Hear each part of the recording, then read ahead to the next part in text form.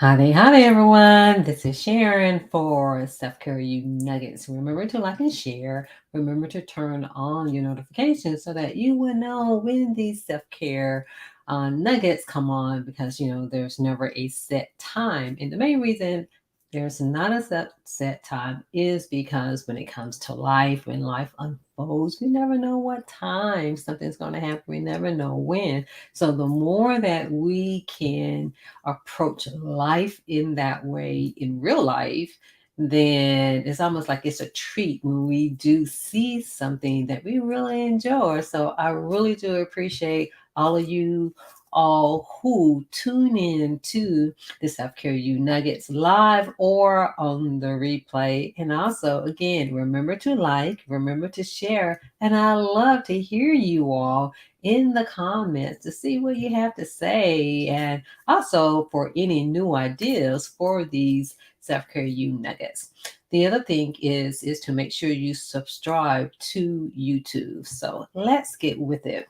We're all about self-care. You're like, oh, Sharon, you're always talking about self-care. What does that mean? And sometimes people think it's the bubble baths, and even though it is that too, and sometimes people think that it's the massages or it's the exercise. It's all of the above.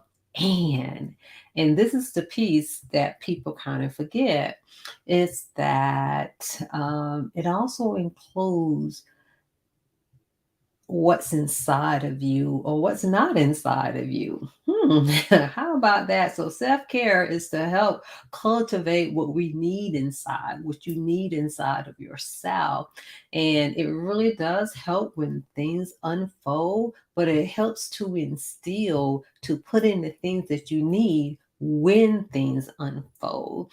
And the unfolding doesn't have to be the big stuff. I mean, we know trauma and abuse, or, like someone passes, or separation, divorce, or breakups. We know all of that. But sometimes, again, when it comes to stress, it can be those things that may not even appear. I kind of say that stress is like fender benders and accidents. Pretty much, we know the accidents because they hit us hard, but also the fender benders can become an accident. And the fender benders sometimes like, oh, did I get hit, or what was that? And I'm not sure. Or you may just walk around as if you weren't hit at all. You know what I mean? And that's what stress does, and even life. And it can be some of those things that you may not even consider. And so our topic is assertiveness. And you're like, okay, I'm assertive. What does self care have to do about that? And I also put in there overcoming niceness with assertiveness. And I can attest this to myself because I always felt like I spoke my mind. And it's not a matter of speaking. That is the lesson that I've learned. It's not about speaking, because you can speak your mind, but true assertiveness, and this is where self care comes into play. Remember, self care, the four pillars of self care is the awareness, is are you aware?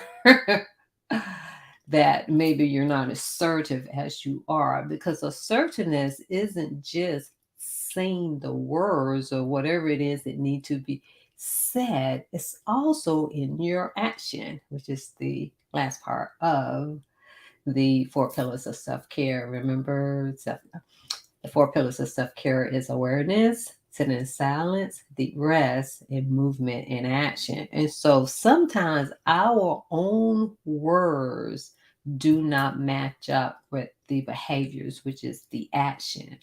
And so are you able to align? Are you able to match up? Are you able to be incongruent with your own words? Again, we're pretty good of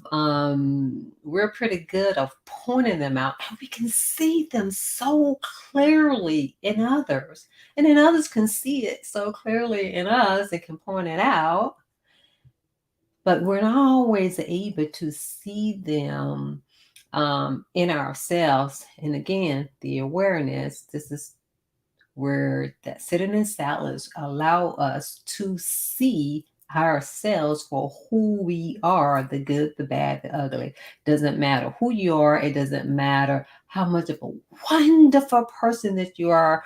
It doesn't matter of how much you do for others. We all, including me, have parts of ourselves that we just need to work on. And so again, self-care is doing the thing, which is the hard thing, is the challenging yourself. Hopefully, it's not that much challenge when you may have to be assertive. And assertiveness could just be, I don't feel like it. But you back that up with your own behavior where you stand with that you don't feel like doing something, going somewhere, wherever, whatever it may be. It can be that simple. Because again, it's about you dealing with your feelings, your own feelings. You're not really dealing with the other person's feelings. Oh, well, I don't want nobody to get mad. No, it's those sensations that come through your body. Believe me, I know. There's those sensations that go through your body that does feel uncomfortable, and it's the nervous system. And so, again, to overcome niceness is to be assertive, not just with your words, but with your actions. And get this, because remember, I told you we cannot separate ourselves. And a true assertive person, because a lot of times some people get it confused with, oh, they're being aggressive. If you interpret it that way, sit back with yourself and it's like, what is this? What is this?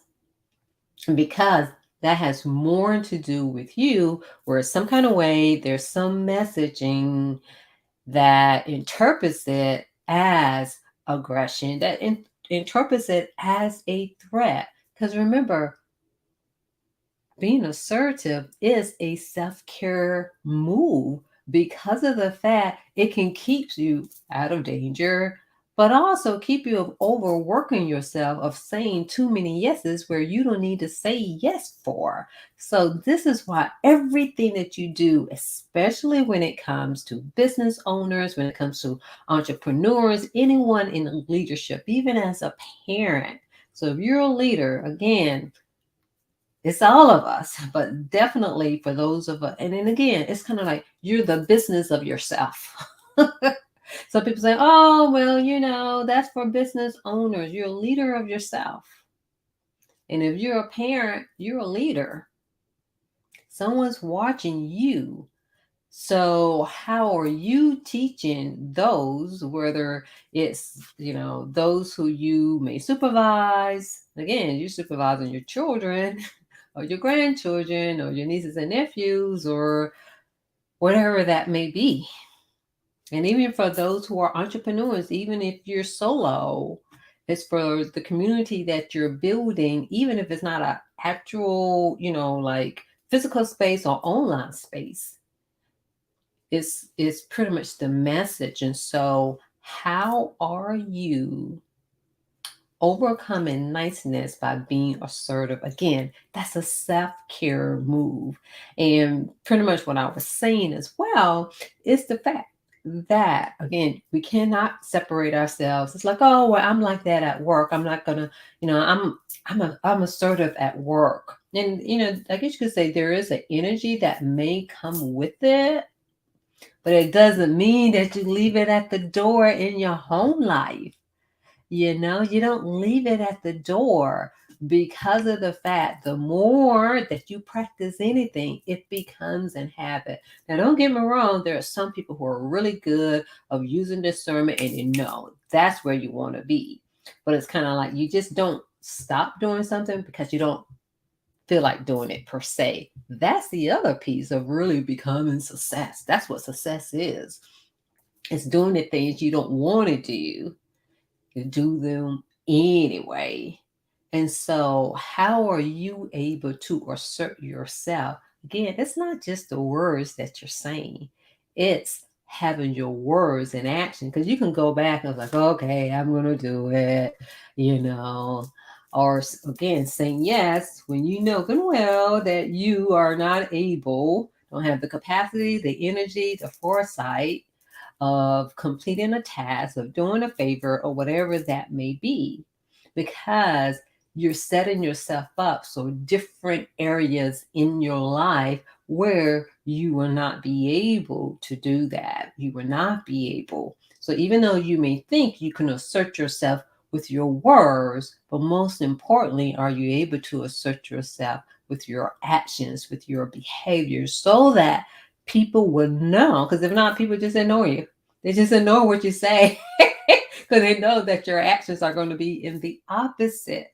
So again, we really do teach people how to treat us with our own behaviors. Remember, we always say action speaks louder than words. And then also what you're doing, especially for those of you who have children or anyone who's following you, and as they follow you, anyone that you may supervise or someone who looks up to you in whatever way that may be. And again, business owners, entrepreneurs, leaders, most definitely.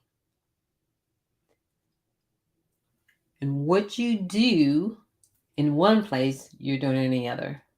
You may not think so, but when we're too lax at home, then that allows our home life to pretty much not be where we need it to be because we are using so much energy in another way. And in all of that, we're always talking about self-care. And when you're talking about the 4 pillars of self-care, you can get some aspects of certain self-care acts, and meaning strategies and practices, especially in breathing. Like if you feel like you feel like you need to be, even if you have someone in your face, or you feel like you need to be assertive, take that deep breath. And you can find some of tailor-made self-care acts for busy leaders and professionals. You can find that. And for those of you on Instagram, I put it in the I will make sure that I put it in the comments or put it in there. But rest, rejuvenate, and recover self-care practices, again, tailor for leaders and busy leaders and professionals. Definitely always. And that's the other piece of being successful. Is you being successful, not just becoming. Yeah, you accomplished certain things, but continue to accomplish is to continue to pour into yourself. So to pour into yourself is a self-care act of overcoming niceness with assertiveness. It's not assertiveness just with your words, but assertiveness with your action is what you say. What you say stands with your action, and it's not you being too much. Remember that it is not about you being too much. It's about you setting standards for yourself so that you can be successful in life. And being successful in life is having peace. Wow. You are, as they say, get in the bag. And so make sure you can go to my website for the Rest, Rejuvenate, Recover book.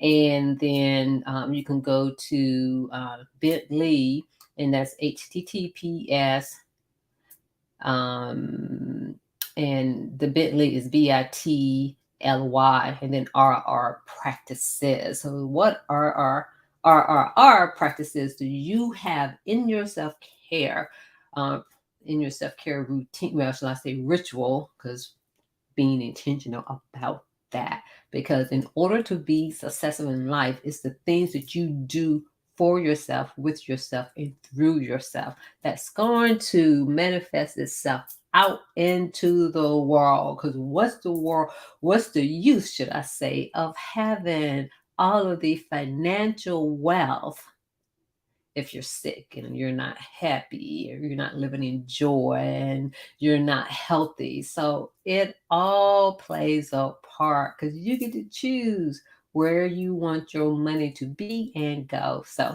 again, thank you for joining me for this Self-Care You Nugget.